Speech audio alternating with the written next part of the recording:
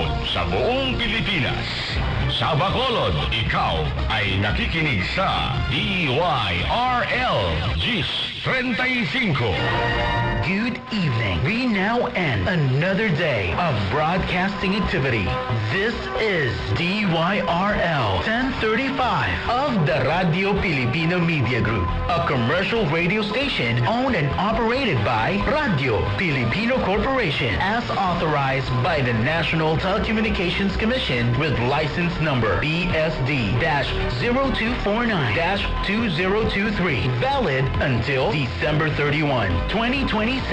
DYRL 1035 Radio Filipino Studios is located at Rodriguez Baybay, Camiroli Avenue, Barangay 35, Bacolod City, and transmitter station located at Purok Santol, Barangay Mandalagan, Bacolod City. DYRL 1035 Radio Filipino operates daily on 1035 kilohertz in the AM band with a power of 10,000 watts.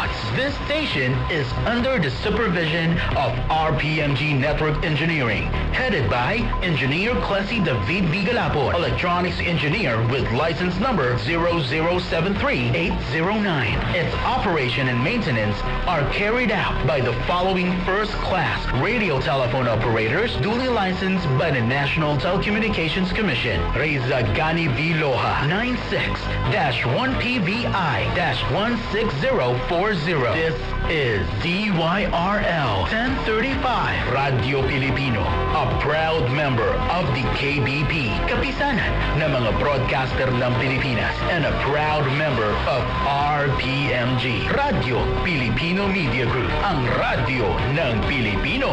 DYRL 1035 Radio Filipino is now signing off.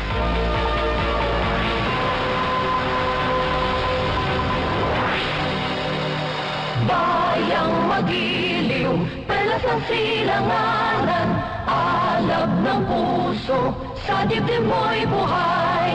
Lupang hinirang, duyan ka ng magiting, sa manlulupig, di ka pasisiin. Sa dagat at bundok, sa simoy at sa langit mong bagaw, may dilagang tula at awit sa paglayang minamahal. Ang kislap ng watawat mo'y tagumpay na nagriningning, ang bituin at araw niya kailan pa may di magdidilim. Lupa ng araw ng walhati pagsinta, buhay langit sa piling mo.